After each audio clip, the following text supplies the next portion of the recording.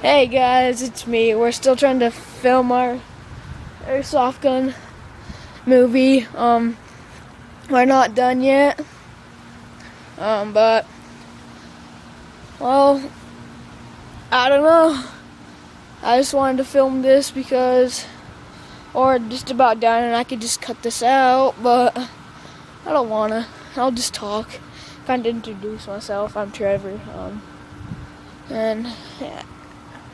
Ow, don't shoot me. And yeah, and there's like a little kid over there, but there's like these Black Hawk helicopters flying around. I don't know if you could see them.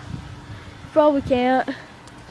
But they're probably from the National Guard Army base over there. And there's one Chinook with it. And I don't know, but yeah, they're just like Black Hawks flying around. I don't know. I guess we could use them as part of our airsoft video. I don't know.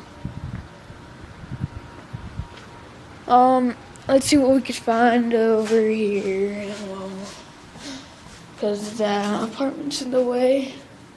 But I hope I don't get shot again. Like, one of my friends have a shotgun, airsoft gun over there. But I don't know.